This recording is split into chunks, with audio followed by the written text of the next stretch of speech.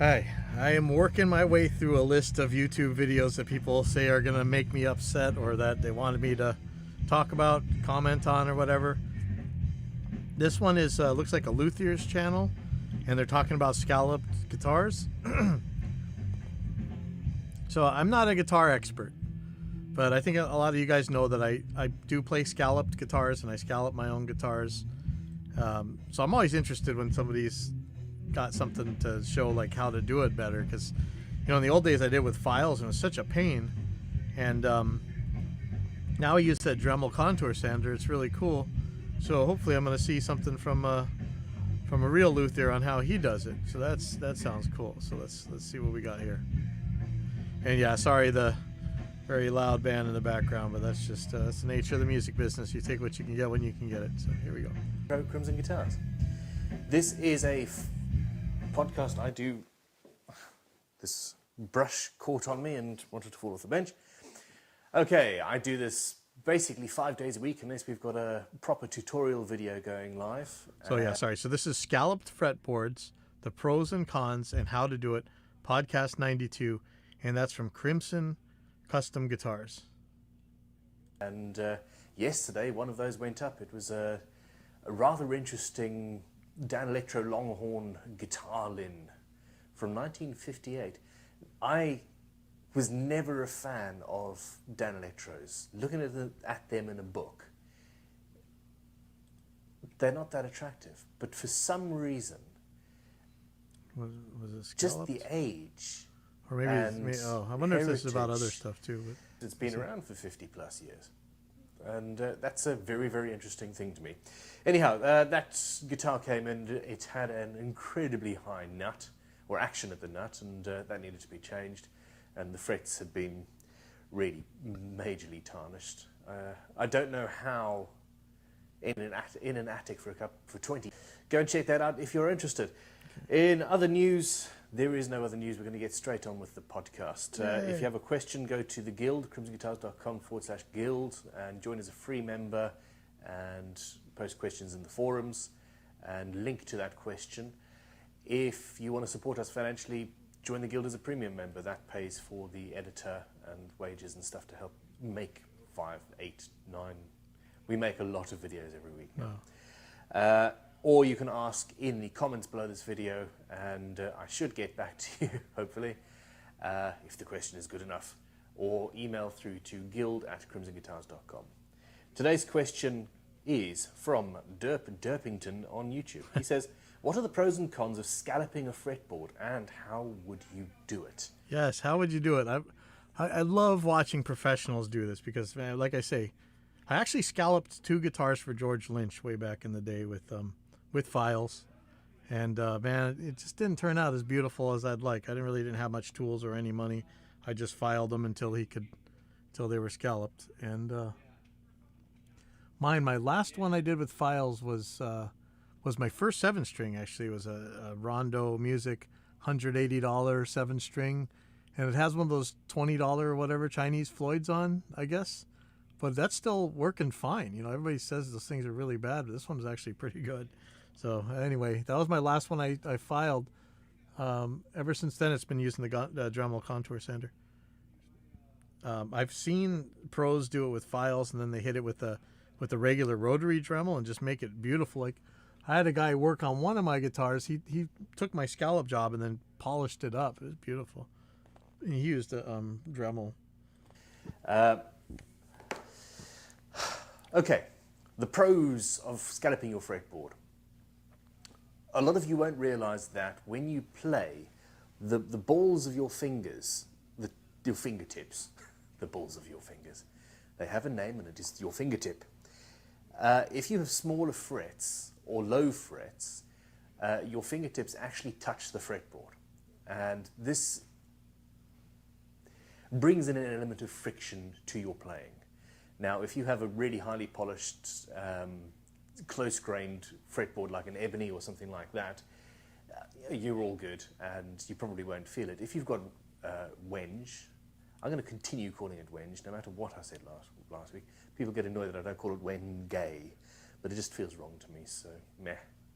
Anyhow, which is open pored and coarse, that will you will feel that.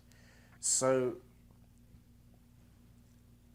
basically, you either want high frets where you can't feel the fretboard, or jumbo, obviously, or you can scallop it, and that means it removes the friction element from the equation. Okay, so what this does, though, is it means that when you are pushing down, you have to be more gentle. Okay, which you should when be you're anyway. Bending a note, for example, you tend to push. Which you should be anyway. If you're pushing, honestly, if you're pushing hard enough that when you're playing scallops, you're going to go out of tune. Just because that wood's there, you're still probably pushing your string down a little bit too hard right there. You still should be going out of tune. You won't be able to go as far out, maybe, without it scallops, but in and then up, and you might go out of tune. no. When you okay, was that all the pros? So to me, the main pro of scalloping, okay, besides not having to fight the wood all the time when you're just moving around the guitar, and being able to do those weird vibratos you'll see some of us do, where we just actually squeeze the guitar because of the scallops. It's mostly bending. You can get your fingers underneath those strings, and you can bend like crazy. It makes 13s feel like 8s, and then I play 8s on top of that. So, and then things like hammer-ons and pull-offs, you can really dig into those frets. Like, I just you got to try it. So I don't know. Maybe he's going to go back over the pros, but I mean, it seems like you're missing a lot of the stuff. And you know, when you're starting to play like really fast stuff, I always notice that the really fast players, scalloped or not, they have a very light touch on their left hand. I think that's true. Maybe you guys have seen other things, but I often see people talking about sweeping and stuff to the point where they're like, your hand should be really relaxed and you're just barely putting any pressure down on those strings at all. And that's something you really pick up when you're playing with scallops. So let's see. So the con is, yeah, you can easily squeeze yourself out of tune. Chances are you were probably playing out of tune already, but now you can squeeze yourself even farther out of tune, so it really sounds bad. Let's see. To me, the big con is you lose your inlay, and while you're doing it, you might nick your fret. So because you've got less support, and you'll find this if you're used to playing smaller fret instruments and you go to something with jumbo frets, you might find that you put yourself out of tune, or you mess up the intonation a little bit of each note because you're pushing. Yeah, again, so if you're playing jumbo frets and you're going out of tune, you need to play with a lighter touch. Playing is less measured because you're used to the fretboard stopping your fingers. Okay. Now, what you can do is have a partial scallop. So it scallops from where you're going to do the major soloing and you want to speed up because you don't want the friction underneath you. But where you're playing chordal work up at the top, you have a fretboard as per usual, and it makes no difference. So it is an interesting... just to be sure, I scallop the whole guitar. But yeah, I see a lot of people doing the partial ones. There's nothing... So, it's up to you. From a player's point of view, it is interesting. And there are people like Malmsteen, for example, who absolutely swear by it. And if you have a junk shop guitar or something you don't mind experimenting with, it's well worth having a play and see what you think. As long as you are aware that you will probably have to change your style a little bit and become a little bit more gentle with your fingering technique, which is always a good thing anyway. Yeah. You dirty All right, so people. how do you do it? Now, cons. Pros. Let's stick with the pros. Okay. You are essentially removing a certain amount of material from the instrument. And this means that your neck is going to vibrate more and transfer more vibrational energy from the strings to the body, and therefore make the pickups move and therefore change the tonality of the instrument. Oh, no. I don't even want to go here, man.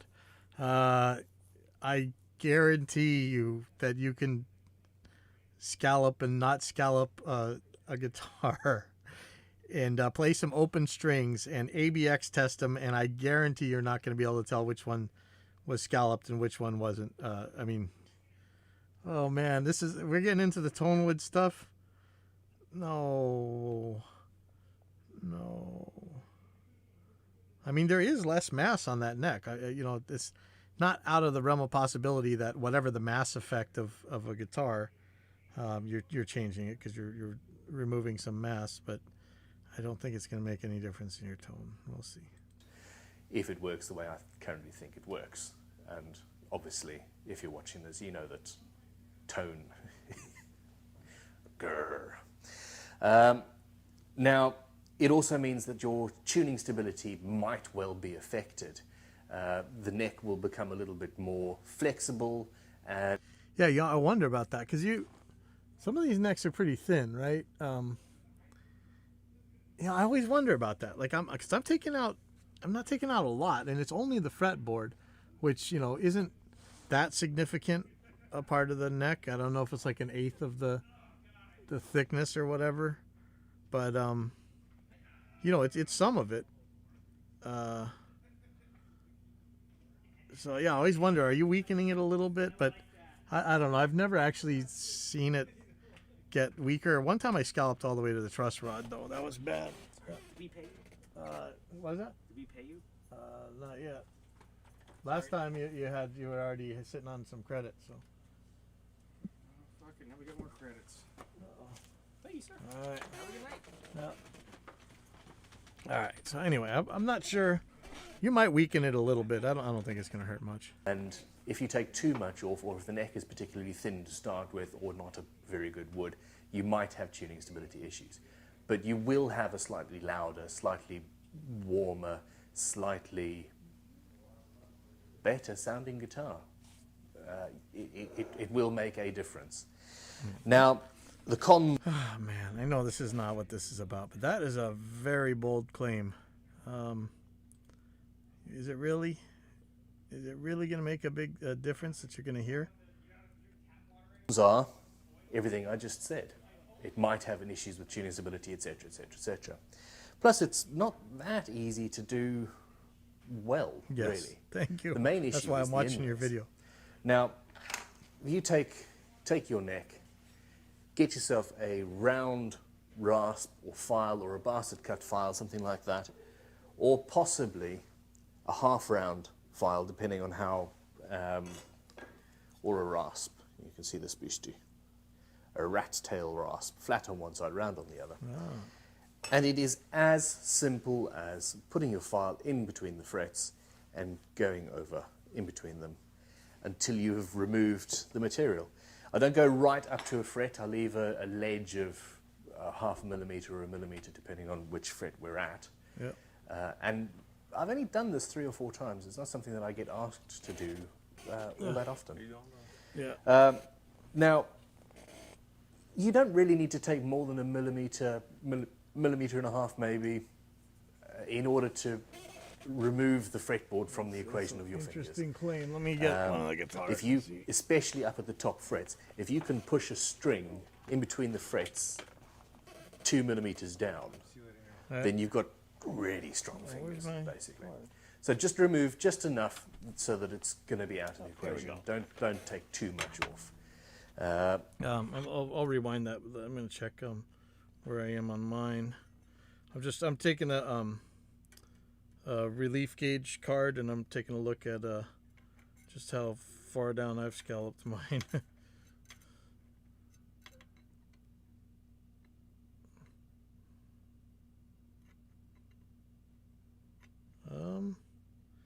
Yeah, it looks like maybe 1.5 millimeters.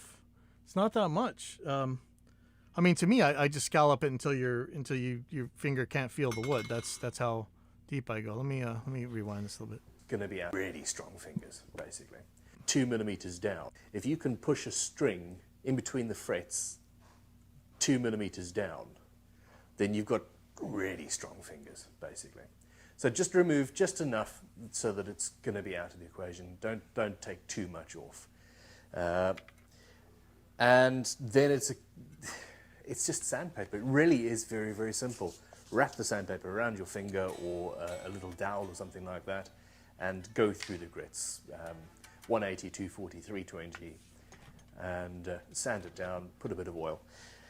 Now the problem is, for example, this neck has these trapezoidal abalone inlays. Yeah, man, Something your I'm inlays working get on at the fried usually. moment. And if I removed 1.5 millimeters of material from this fretboard, I would go straight through the millimeter thick abalone. Actually, it's probably 0.75 of a millimeter. And that would ruin the neck. If you've got standard dot inlays, what the heck, they might actually be 2 or 3 millimeters deep anyway.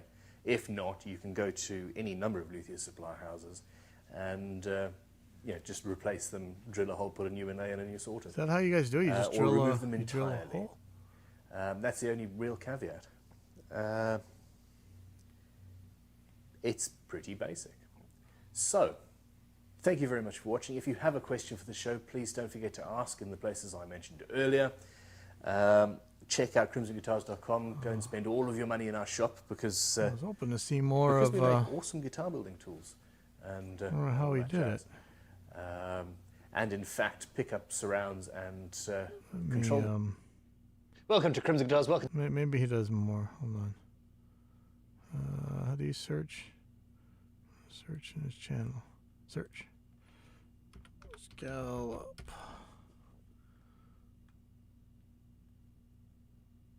Scallop fretboards, a bonus or a barrier. Ah, well, maybe this is more for me.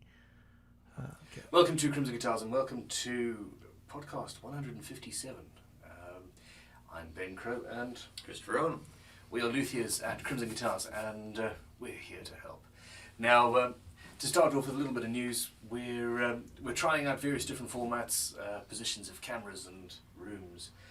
We're going to start doing the podcast in here because it's... So anyway, we're going to be experimenting. I'm also trying to sit on an amp. First of all, news. A long week being integrated, integral to the main. All in all, it's looking much to. This was. She's talking about Easter eggs. Wonderful deal. She's hiding out on some eggs. So, and unless everything crashes and dies. A lot of these guitars, the new guitars, the production models, are now on there. There's various instruments. They're really nice. We had a meeting yesterday with a bunch of various guitar shops actually, and request on podcast on YouTube. And he says, "What is your opinion on scalloped fretboards?" Yay! We haven't discussed this in advance. I'm going to see how far we differ or not. What is your opinion on scalloped fretboards, sir? I think with a proper fret job and proper guitar playing technique, they're somewhat useless, personally. Wow. Let me rewind that. I think with a proper fret job and proper guitar playing technique, they're somewhat useless, personally. Yeah. Well, I don't know what kind of fret job you can get where it's going to be that much higher, but I guess proper playing technique just means it's harder to bend or something, and that's proper. I don't know. Oh, Yeah. man. If you're hitting fretboard while you're playing strings, either your frets are too low, which is a problem, and that needs to be remedied with a refret, or you're pressing down far too hard on the strings, and you're probably causing issues with intonation and all sorts of other things, busting through strings quickly and wearing. No, if you even if you're running jumbo frets, in fact, I got a brand new 5-string Fender bass here. If I put my finger, unless I'm very, very careful, and I do hammer on people to really use their fingertips and stuff, but I am touching the wood. I really am. If I go to bend, I'm definitely touching the wood. I guess maybe I don't have proper playing technique, but I never really thought of it that way. But I guess if you put like super high frets on, maybe like 3 millimeter high frets or something. Frets far faster than you need to, so. Some people play like that. It's true, and I think we should have a long talk with them. Sit them down And burn them. No, I'm very, very heavy-handed, apparently, according to Charlie, his apprentice. He's your apprentice, I blame you for everything he says. I'm particularly heavy-handed, and frankly, whenever I try and touch anything with scalloped frets, it is even worse than my normal playing, and that's saying quite something. Now, okay, just to go back to your thing, you were talking about if somebody's actually touching the fretboard, their frets are too low. Some people like really low, small frets. I've got some on one of these. And that's when you can feel the difference between, for example, ebony and rosewood, or ebony and Wenge, or cocoa or whatever. And that does have a noticeable effect on the playing and the playing style. Surely, if we like to play on, if you're a person who likes low frets and an ebony fretboard with the closed pores and all that, surely a scalloped fretboard is a good thing. But if you like low frets and an ebony fretboard, that's because you like the low impact of the feel of those frets while you're playing. Yeah, but there's even less impact if you don't have scallops. Except now, along the side of it, you have... Or am I totally wrong? You have this... Yeah, you've got the feel these of that, pointed patterns, and that's you will feel that when you play a scalloped fretboard. That's actually something you no, don't no, you normally won't. think about, No, the you edge won't. the fretboard does. No, you won't. Let me grab one of my scallop guitars here. Yeah, maybe I have no intention of using my webcam for any of these, but no, you're not going to feel the scallops. You're going to feel the frets. If you want to talk about improper playing technique, you would have to really be doing some crazy stuff to feel the scallops while you're sliding. Yeah, maybe next time I'll have my webcam on. I could actually show this. It does feel massively. Nobody wants to see my ugly face. Now, you haven't talked about this. There's one other good thing, and that is that with less mass in the neck, is it good or is it bad? No. We're going to go tone wood. I have heard guitar builders who I seriously respect say that you have to have a neck that does not move, is totally solid, 30mm carbon fibre stiffening rods through the middle, and that's that. McPherson guitars, for example. And I played one of their carbon fibre things the other day. It's superb. And he says, okay, you can't have any movement or give in the neck, because that then focuses all the sound on the body of the instrument, and then that vibrates. I don't want any give on the neck, because I don't want. I really like the idea of a tension-free neck. Like you have rods in there that are so thick that all they do is shape the neck, that the strings have no effect. I don't care if you put giant bass strings on your guitar, like it can't bow your neck any further. That's how I would like a neck. Because one of the things I do is that I do feel the necks sometimes move when you're bending them, like you can feel them bowing more from the pressure. I would love to have a neck that doesn't care, It's almost like having a floating bridge versus a fixed bridge, Other people say the exact opposite. You've got your neck moves, your neck vibrates, and if you put your ear to the back of your neck while you're playing, you can hear that does have a massive effect on the tone. Yeah, that's your acoustic tone, not your electric tone. Oh boy, yeah. Sorry, I don't want to get in that. I have a Martin, an old Martin that's coming in for repair, where we think the glue joint has failed on the neck. Yeah, no, it's sounding dead. To the point that the owner has literally been brought to tears, because this beautiful, beautiful guitar is not the same guitar it was. And the neck emphatically fed how that sounded and played and all of that. So anyway, back to our point, the scalloped frets, that removes mass. It adds a little bit more movement. And when I've done it on instruments, there is a very noticeable difference in the tone of the guitar. In my opinion, an improvement. It becomes more open, more characterful. This is really interesting. Yeah, I don't know. I've never heard a difference in tone. Tuning stability sucks. Choose your own expletive. We're PG rated. So yeah, not only the playing, the actual, you've taken mass away, so the neck will move a little bit more, kind of like the Perspex bass behind you there. So you basically think they're useless? I don't like them personally. If you do have a heavy playing style, they can be nice, but I think it would be more prudent to try different frets or a different playing style first before. Or even different strings. Those equal tension strings made a huge difference to the way the whole instrument feels. I really, really love that guitar, and you know, we've made a fair few of those now, and that one is just special, and I think it's just because I put these equal tension strings on it from D'Addario. How about when you've got frets scalloped just on the last 6 or 8 frets? Another one of those things at that point in the fretboard, Makes the it less spacing, difference. yeah, it's so narrow. You No. really have to be pressing hard. No, down. no, Yeah, no, to no, actually no, hit. no, no, no, no. All right, I am just about to stick a webcam up here. Oh, you know what? I got my overhead. Let's see if I can get my overhead webcam working, because that one's going to be the one that's going to matter for this anyway. Oh, man, you really triggered the hell out of me here, haven't you? Where is it? Control room. Which one is that? Okay. So, yeah, let's pull out this carbon.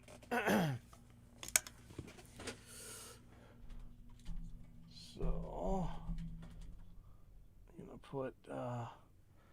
Let's see if hopefully we can see this. So this is the 24th fret. So this one should be worst of all, right?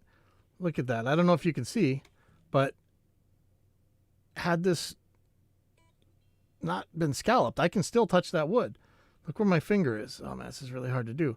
But this is the skinniest one of all, and it still makes a difference. This guy is dead nuts wrong about scalloping the last few frets. So, you know, I don't know about this this channel here. Or maybe it's just this guy's a meathead. But no, he's...